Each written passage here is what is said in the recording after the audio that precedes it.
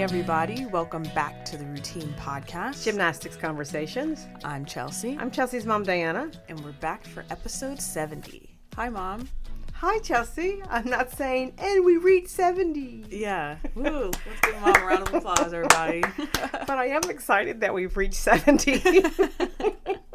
30 more until the big 100. Mm-hmm. But I'm not saying anything because you said I kept talking about it last time. So I'm silent. How are you? I'm doing so much better. And that the weather here. Oh, yeah. We had a 68-degree day today. Yeah. Which, I get really happy about it, but then I get worried about it. The polar bears. Climate change. Yeah. This is when we want to be in just our little gymnastics bubble. I know. Let's not bring everybody down. Well, I think it was a good weekend of meets. I do too. It was like full throttle. I really, really like the fact we can watch the Pac-12 network. I know. It's so like more stress-free. Why did we wait to do that? We were cheap. I guess that's more like true. me. I was cheap. You can actually see the screen and see the Leos. You can hear things. And I know I'm jumping, but I love watching Boise. I know. Boise, which they've always been impressive because they've always ranked relatively high every year. But again, that was one of the teams that we are not really able to see that often in the regular season. Yeah, I was highly impressed. I've been highly impressed with Arizona. And I thought about it as we were watching the UCLA meet. We talked too much about LSU. Never. I think we did over the last couple of seasons of the Routine Podcast. You really actually really I think do, that? because especially watching the competitive level, the Boise routines, their beam routines. Yeah, bars. Bars was routines. Lights out, 5 for 5, 9-8 or higher for everyone. Well, and think about these triple series, not just any triple series. Oh, yeah. Not like a backhand, back lay. No. Back handspring, step out. Back handspring, 2 feet. Lay out, 2 feet. 2 gymnasts in a row did that. Yeah. But long story short, I think it was fun to watch this weekend of meets. We got to watch one meet together. And we watched a little bit of the LSU meet because I fell asleep on it. Oh, I watched the whole thing. You fell asleep. Well, remember, this is my thing, and I think I should be getting credit for this. I am not, ooh, LSU. I even fall asleep on them now. Well, that meet was, yeah, I'll just leave it at that. I think that's good. Friday night, it was hard to watch a lot of the meets. There was just so many meets where it was just hard to choose which meets. And, like, I really am not a fan of, like, half watching one meet. Like, if I watch a meet, like, I gotta watch it. Exactly. Yeah. But it was like an hour, and we were changing. I think that's what happened to me, too. Because we started watching them, like, at 6. Yeah. And then there was one at 7, one at 8, one at 9. And so I just couldn't. Yeah, you couldn't do it all. Couldn't make it. But before we get into talking about meets. Well, I think we pretty much got way into it, didn't we? I say let's read some of our listener comments from last week about our interview with Sierra Brooks. One of the first comments is from @Region5Insider, and they say, Sierra is one of our region's greats. Not just a phenomenal gymnast, but an awesome human being. I think we definitely found that in our interview as well. Yeah, she was so down to earth and just really easy to talk to. And we also got a comment on the website, one of my favorite comments about the Sierra interview, and it says, "Great job, Sierra." 3 exclamation points. Love always, Auntie Enid. Aww. I know. Hi, Auntie Enid. I think that's so funny because I know if I was ever interviewed on a podcast, Your aunt would do the same thing. Yes. But not only my aunt, I'm sure my mom would share said interview with all of my relatives. I would. And then I would say, and there's lots of places for you to comment about it. Do all that you can. So that's really cool. It was very cool. And we also heard from @SamIsADancer, and she said, I loved hearing from Sierra Brooks on the Routine Podcast. I love that she took the academics of schools into consideration when committing. As my prediction said, I think Michigan is gearing up for an incredible year. I think so too. Yeah. I think so too. How did they do this weekend? They did pretty well. I think they struggled a little bit on beam, but they won their meet. Did they? Yeah. Okay. So Yeah. they're undefeated so far. So far. In the first meet. Yes, Yes, they are okay. undefeated. That's good. That's good. I think we should also, when we're doing listener comments, Chelsea, we've got a lot of emails that we haven't had the chance to read. So the first email we received was from Danielle Martin, and Danielle says, I'm a new listener and somewhat new fan to gymnastics. And that I started taking adult gymnastics classes last February and fell in love immediately. I get to be a kid again, and I'm learning skills that I was too afraid to try when I was younger. Since then, I've gotten into college gymnastics, and this podcast has been perfect for me following along, especially because no one in my life is as obsessed with the sport yet as I am.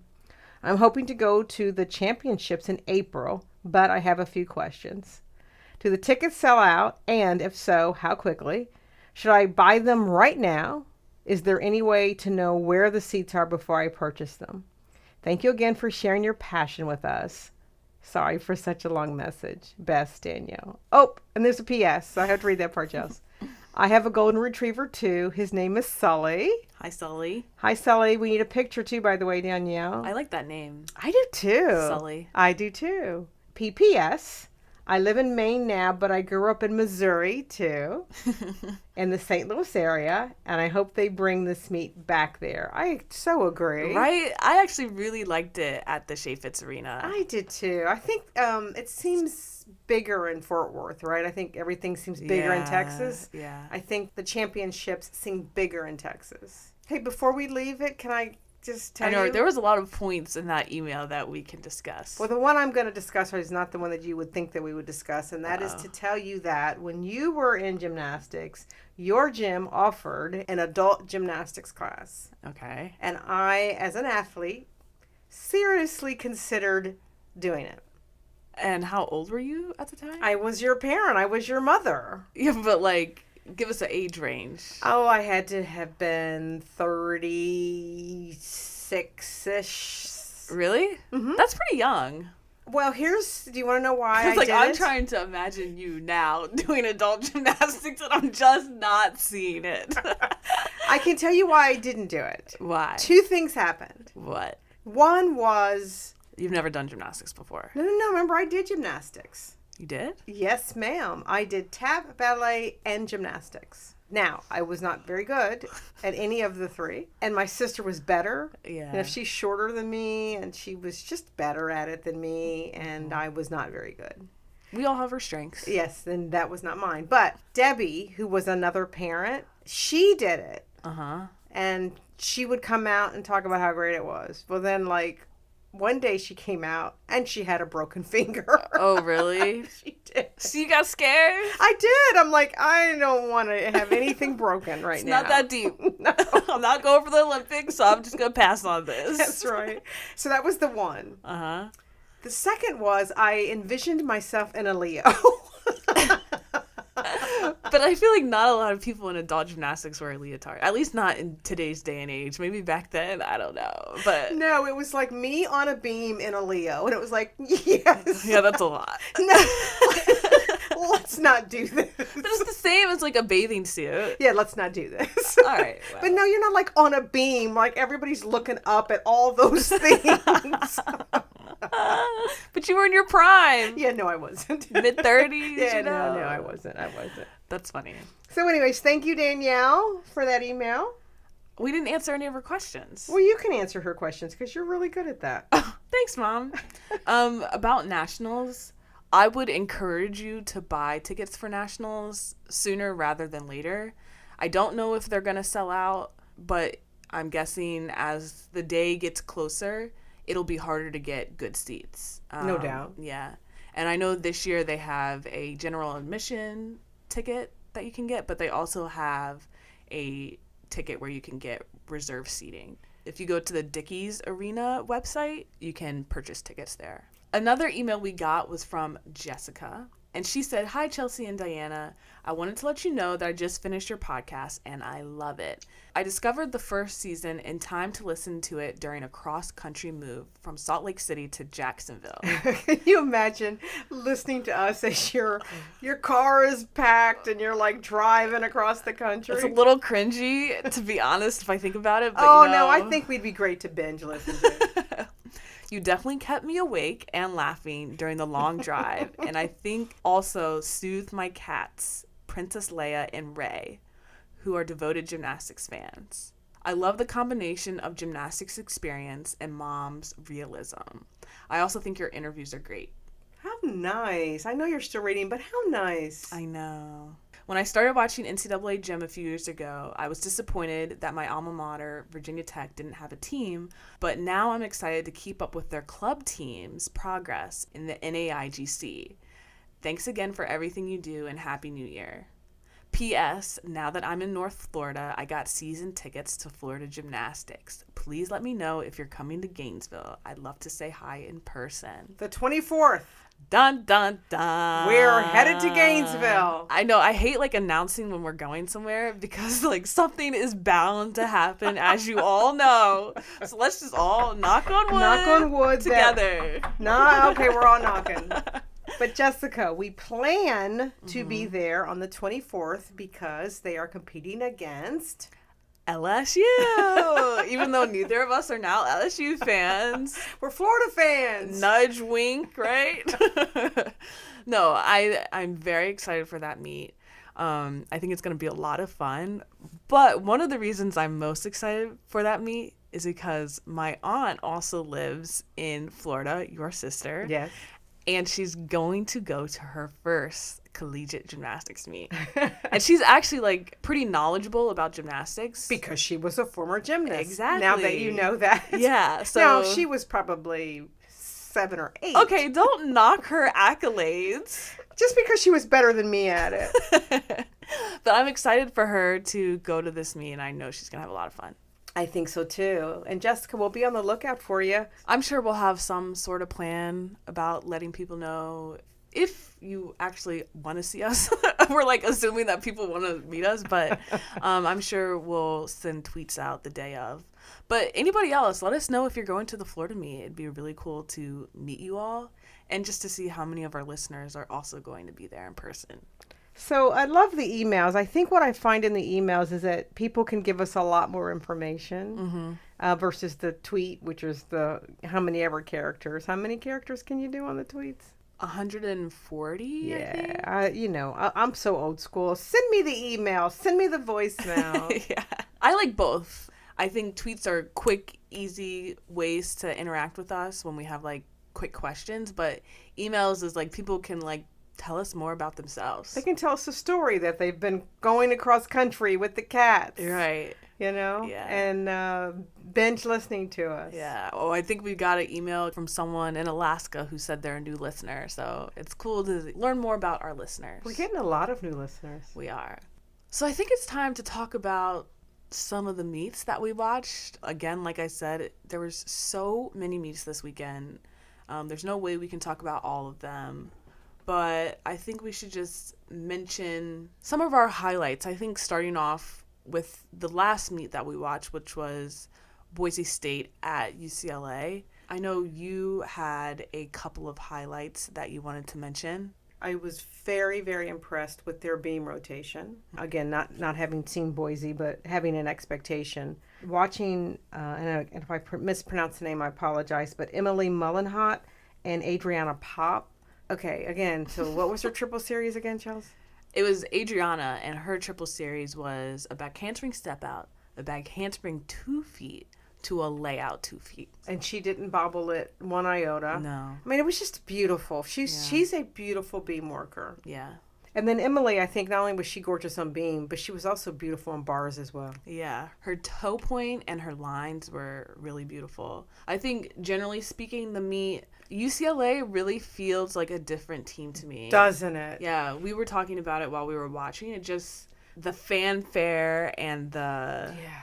The Bruin bubbleness. Not that they're boring or anything. It just seems like they've mellowed a little bit. And I think it goes back to what we were saying last week where it's okay that things are changing. These dynasties aren't going to be the same forever. Oklahoma is not going to be this dominant forever. So we're just witnessing this change in UCLA. Yeah, and to me, again, I think it's a fun change to watch. It's the same gymnasts, obviously. You've got some new freshmen that have come in, but there's a layer of seriousness. Kyla is amazing, and point blank, period. Next. Kyla is a beautiful gymnast. Yeah. I think I was also impressed with, in a totally opposite way, but Margzetta Frazier. Oh my gosh. Right? Amazing as well. But she's an all-arounder. Yes. I know. I can't believe she wasn't an all-arounder before. I mean, the skill set, I guess it's because they're so deep. Yeah. But I'm excited to see Margzetta really shine this year. Yeah, I think so too. Another meet that I watched was Florida versus Arkansas. That was a good meet to watch. It was Jordan Weber's first meet as a head coach. And it was Florida back, ready to take names. Florida looks good. Yeah, they did. Florida looks good. Jenny looked good. Mom's like the biggest Jenny fan. I am. You know why? If Why? I could just be like that. Why? Just like not run my mouth all the time. Yeah. Just stand quiet confidence. Statuesque. Yeah. She knows what she's about. She's stoic. I don't think I have any stoicism in me. You might. Don't give yourself more credit. Go back to the Leo and the beam thing. Oh, yeah. See, she could pull that off. Well, she was a gymnast, though. Florida did not disappoint. I miss Alicia. I know. It does feel like they're missing something in the floor lineup. Mm-hmm. They do. But I'm not discrediting their choreography. It's really good this year. And Naya's floor routine is my favorite. So... Favorite of like all favorites? Of Florida. Oh, of Florida. Okay. Yeah. I don't know. She's not my favorite of all Florida floor routines. I love like Trinity and her grace. Yeah, she was so close to a 10. Like, it has to be guaranteed this year that she's going to get a 10. Did she get any 10s at all last year? No. Oh, well, you know what? She's in the SEC, though, so. I know. Who knows how they're going to go this year? But I want her and I want Savannah to get a 10 on bars. Savannah's bars. Oh. So beautiful. It really is. Yeah. It's, I think she's just so unbelievably graceful. Yeah. So that was a great meet. Should we talk about LSU at Georgia? Do you want to start? Sure. I'll start with LSU and say the freshmen did really well. They did. They really pulled through for the team. It got a little shaky in the end. On beam. Yeah, and I think overall the scoring just got a little out of control on both sides towards the end. But I think it was a good test for LSU, and I think it was a good confidence booster for Georgia. I think the highlight by far of that meet was Sabrina Vega's floor. Yeah, Mom was sitting there like, oh, I love this routine. That, I think, when you say Naya's your favorite, I think for me this year it's going to be Sabrina Vega's floor. It was really good. And I'm actually really sad she's a senior because I feel like she's such a great leader for Georgia. But how incredible is it to compete all around your senior year when you previously didn't? Right. Another meet that I watched was Auburn versus Alabama. Yeah, I didn't make it at all past then. I was out. Yeah, it was a lot. But I was excited to see what Alabama looked like because they didn't finish on a high note last year. They didn't make it to nationals. But they also were bringing in this huge group of freshmen. And it was actually a really close meet. It came down to the last rotation. And unfortunately, Alabama ended up counting a fall on beam. Although it probably wasn't the way that Alabama wanted to finish the meet, it still was a great first meet of the year. But Auburn, on home turf, like, they just bring it. Yeah, they do. But I would say the gymnast who was lights out for me, Drew Watson. And she's always been super talented, but it just seems like this year she is so confident in herself. So good job, Drew. The post-meet interview that she did, it was just freaking hilarious. So if you guys have the chance to watch that interview at the very end of the meet, She talked with Sam and the other commentator. It was really funny. Do you have the ability to link it? I think because it's an ESPN. Oh, you don't want to get in trouble. Don't want to get sued. So. Okay, I understand. Yep, you guys find it on your own. Yep. And then we have to talk about Oklahoma. Oklahoma was at Arizona State University, which was an interesting matchup. I don't think anybody expected Arizona to really be competition for Oklahoma, but it was still cool to see the two of them compete together. Right. All I will say is that Oklahoma looks like they're in postseason. The second meet of the season, I guess, for them. Yeah. Oklahoma, wow. And if I were to talk right now, again, postseason, teams will be a lot more solidified, more confident. They'll have their lineups down. But from these first 2 weeks, the only team that I really see being competition to Oklahoma is Florida. Yeah. Yeah. UCLA doesn't seem as strong yet. LSU does not seem as strong yet. Michigan, again, has some work to do. Florida is the only one out of the gate that is really at that Oklahoma level. No, they're not at the Oklahoma level.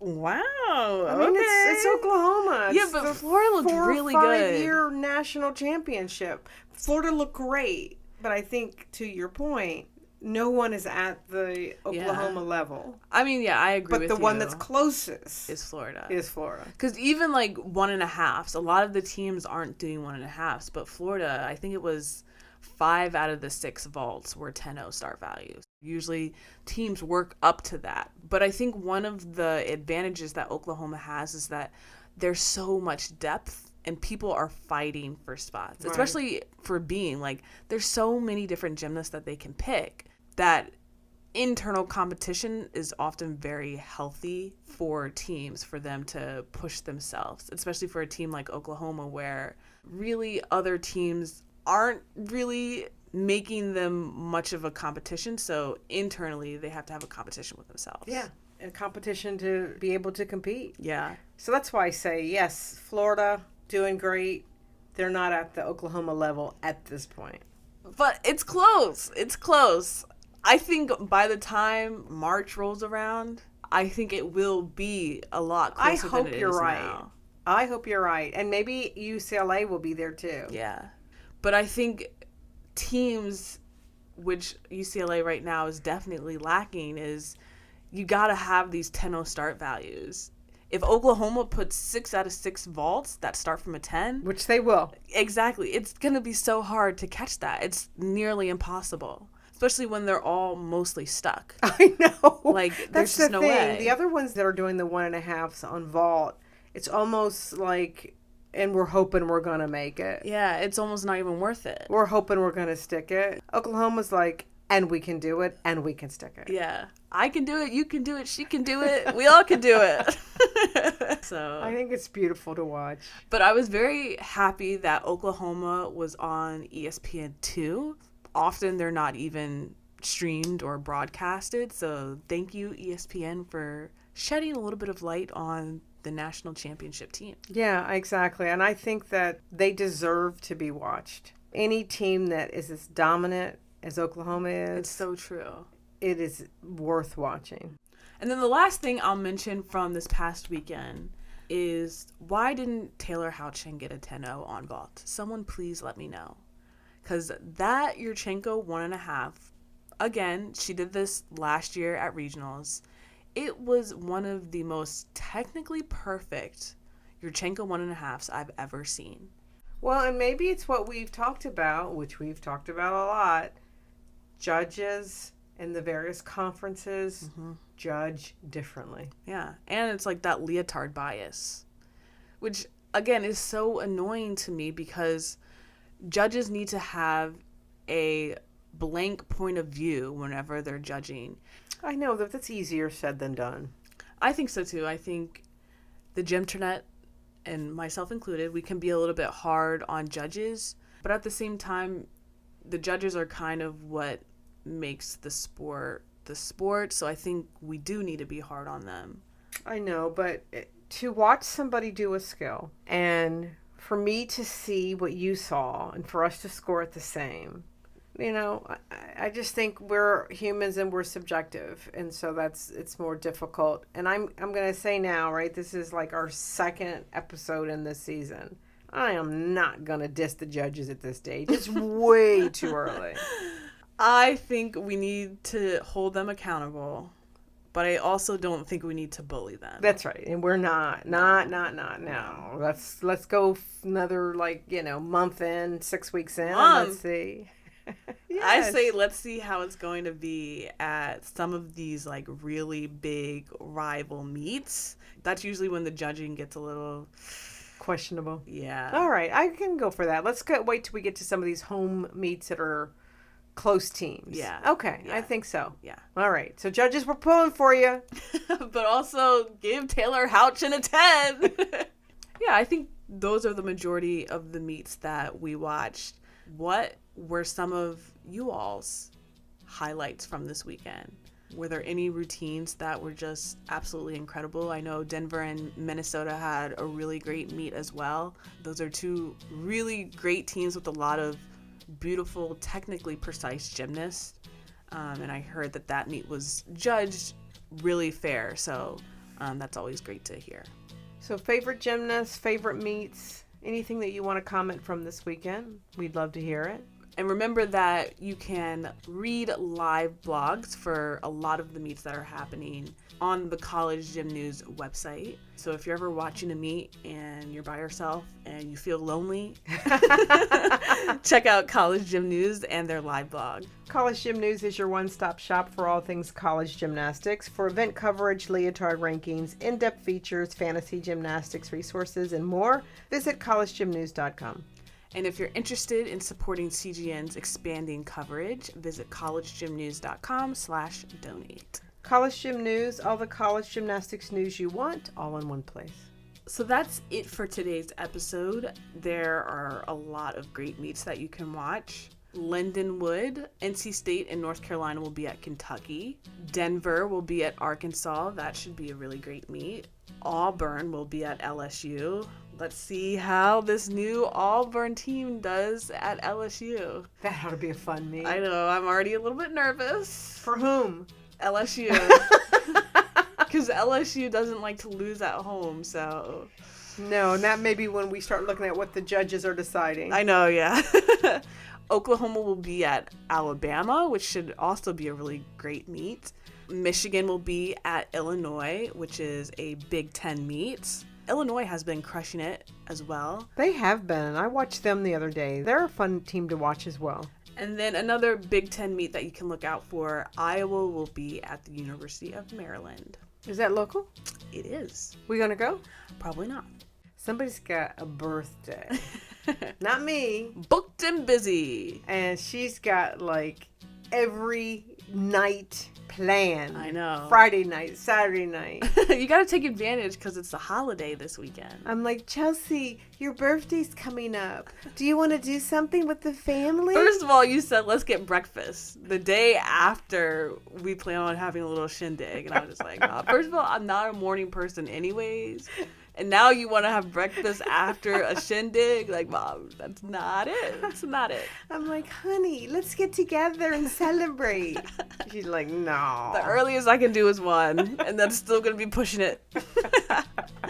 But anyways, be sure to check out all of those meets. And if you like today's episode, give us 5 stars on the Apple Podcast app. It really helps us out. Also, tweet us, email us, or leave us a voicemail. You can tweet us at Routine Podcast. You can email us at info@theroutinepodcast.com, or you can leave us a voicemail on our website, theroutinepodcast.com. I think this is the perfect voicemail to leave a happy birthday message for Chelsea, right? You don't have to do that. Sing a song, happy birthday to you. Okay, no. Okay. And you leave us this voicemail by going to the episode that you're interested in. There will be 4 buttons at the top. One of the buttons will say voicemail. Click the microphone button and leave us a voicemail. I would go on the rant about the voicemail thing, but you already know we haven't gotten a voicemail yet. I know. And we think our voicemail machine is broken. but nobody's trying to prove that it's not broken. So please just leave us a voicemail as my present. Leave us a voicemail. Oh, that would be a great birthday present, wouldn't it? But thank you all for listening, and we'll talk to you next week. Bye. Happy birthday to you. You're getting cut. Bye.